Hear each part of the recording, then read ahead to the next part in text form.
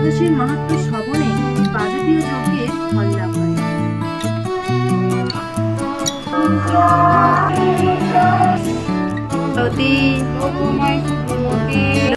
হরে কৃষ্ণ সুধী ভক্তবৃন্দ, আশা করি আপনারা সকলে ভজন কুশলে আছেন। আবার একটি নতুন ভিডিওতে আপনাদের সকলকে জানাই স্বাগত। সকলকে জানাই শুভ সকাল। এখন ওই সকালবেলা 4:45 বাজে। আজকে একাদশী, আবার সঙ্গে শ্রাবণ মাসের প্রথম সোমবার। কাজটা একটু বেশি, গোপুসোনাদেরকে তুলে চোখ মুখ মুছিয়ে দিলাম। এখন এই যে বাল্যভোগ নিবেদন করেছিলাম, ভোগটা উঠিয়ে এখন মঙ্গল আরতিটা করে নিচ্ছি।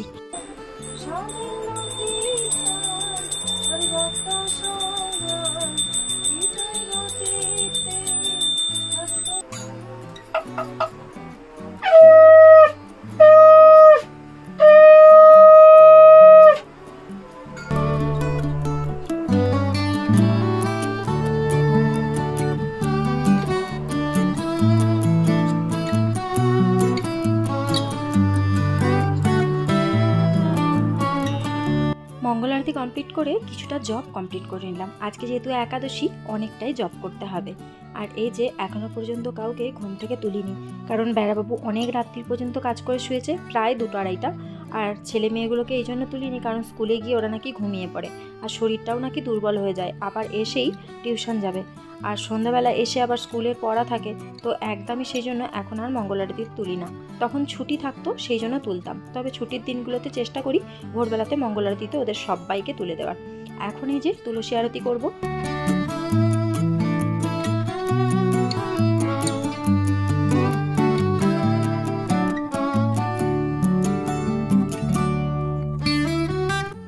বাজে এখন 6:30। তুলসী আরতি কমপ্লিট করে এই যে ধূপটা নিয়ে বাইরেটায় দিতে এলাম, কারণ ঘরের মধ্যে প্রচণ্ড ধোঁয়া হয়ে গেছে।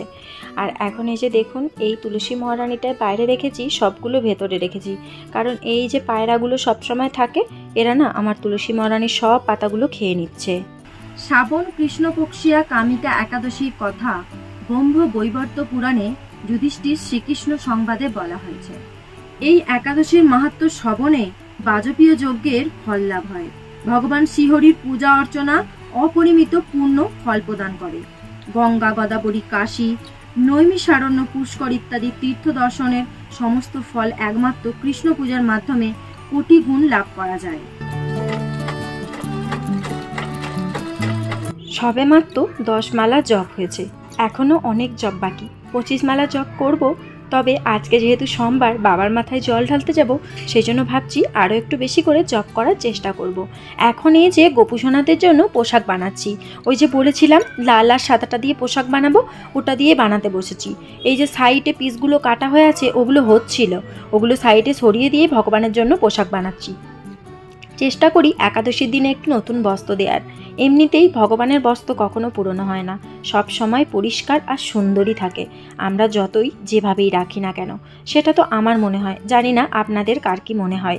এখন এই যে গোপুসোনাদের সমস্ত ড্রেসই বানানো হয়ে গেছে।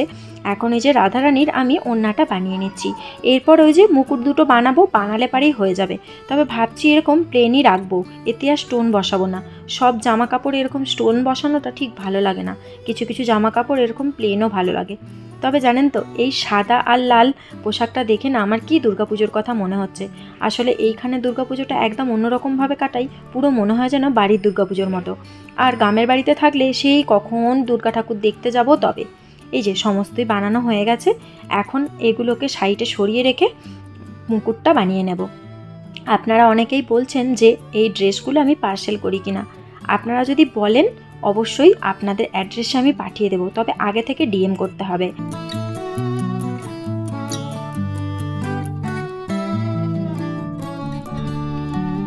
ছোট গোপুর পাকড়িটা বানানো হয়ে গেছে, এবার বড় গোপুসোনার পাকড়িটা বানিয়ে নিচ্ছি। এটা বানানো হয়ে গেলে পারে এগুলোকে রেখে ছেলে মেয়েকে স্কুলে দিতে যাব। আসার সময় ধুতুরা ফুল আর দুধ আর পনির নিয়ে আসবো। মনু, টাটা।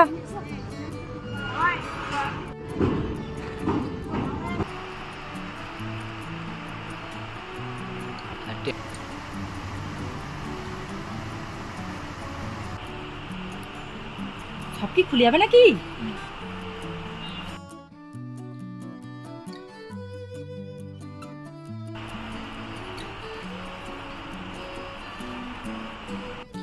স্কুল থেকে এসে ধুতুরা ফুল আর দুধ আর দই আর পনির নিয়ে এসে আমি রেডি হয়ে গেছি। তারপর পদ্ম ফুলগুলোকে সুন্দর করে ফুটিয়ে নিয়ে সাজিয়ে দিয়েছি, আর কিছু পদ্ম ফুল রেখে দিয়েছি যেটা নিয়ে মন্দিরে যাব।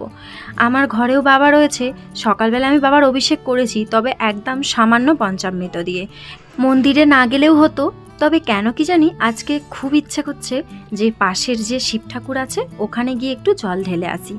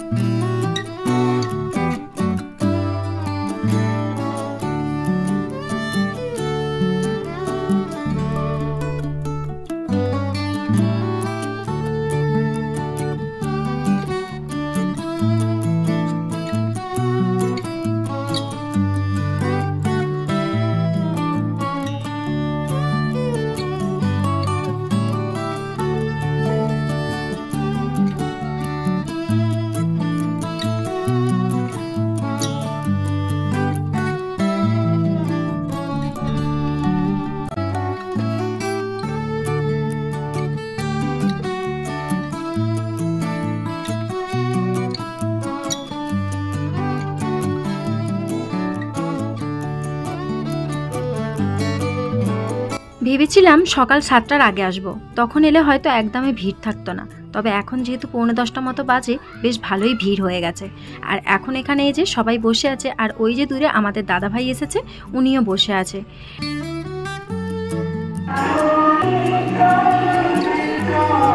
এখন এই যে বাড়ি চলে যাচ্ছি, গিয়ে আবার একাদশীর ভোগও বানাতে হবে। অনেক কিছু বানাবো ভেবেছিলাম, তবে মন্দির থেকে এসে তাড়াহুড়ো করে ভোগ বানিয়ে ভগবানকে নিবেদন করে প্রসাদ থেকে আবার ছেলে মেয়েকে স্কুলেতে লাঞ্চে পাঠিয়েছি। এখানে এই যে দিয়েছি জুস, আর এখানে ফ্রুট ক্রিম, এখানে রয়েছে বাঁধাকপি ফুলকপি দিয়ে আলু দিয়ে তরকারি, আর রয়েছে এখানে মাখানা বাদাম ভাজা, আর এখানে সবজির পকোড়া রয়েছে। কিছু ফল আমান্য করেছিলাম সেগুলো, যেমন কাঁচা আপেল আর আম। এর এখানে হচ্ছে গুড় দিয়ে জল সাবু, আর এমনি তো জল দিতেই হয়। তো যাই হোক, আবার দেখা যাবে ওবেলা কি বানানো হয়। আর হ্যাঁ, ফ্রেঞ্চ ফ্রাইও ছিল, সেটা বলতে ভুলে গেছি। আর এখানে এই যে দুধ আরও সবজি মানে বেশি করে বানিয়েছিলাম সেটা আছে, কিছু পকোড়াও রয়েছে। আর দেখুন পকোড়ায় কত তেল টেনেছিল, সেটা সব টিস্যু পেপার টেনে নিয়েছে। আর এখানে যে বাদাম ভাজা রয়েছে। আর ওবেলা বানাবো, এবেলা তো আর সময় হয়ে ওঠেনি। এই যে এখানে সাবু, তারপরে কিছু সবজি আমান্য করা হয়ে আছে, ওগুলো আর সময় হলো না। তবে ওবেলা ভাবছি যে কাঁচকলার বড়া আর একটু হচ্ছে কি যে সাবুর পোলাও এইসব বানাবো। এখন বিকালবেলা চলে এসেছি মাতাজিদের বাড়িতে। আমার এখনও প্রসাদ পাওয়া হয়নি, বাচ্চাদেরকে তো লাঞ্চে পাঠিয়ে দিয়েছিলাম, বেড়াবাবুকে আর দাদাভাইকে দিয়ে এসেছি। দাদাভাই বলতে বুঝলেন না তাই না? বেড়াবাবুর পিসির ছেলে। এর আগের ভ্লগগুলো কিছু প্রবলেমের জন্য আপলোড করতে পারিনি। তার মধ্যে জীবাবতী, লোভময় সুদূরমতি, মাতাজিদের বাড়ি থেকে এসে আমার কিছু কাজ ছিল, ওগুলো কমপ্লিট করেছি, তাই আর সেই সব ক্লিপগুলো নেওয়া হয়নি। এখন এই যে রাত্রিবেলা সকলে মিলে প্রসাদ পাবো। ওই বেলার তো সমস্ত কিছুই রয়েছে, তারপরেও সাবুর পোলাও, সাবুর পায়েস আর পনিরের তরকারি বানিয়েছি। একাদশী আর শ্রাবণ মাসের প্রথম সোমবার। এই ভিডিওটি আপনাদের কেমন লাগলো সেটি অবশ্যই কমেন্ট করে জানাবেন।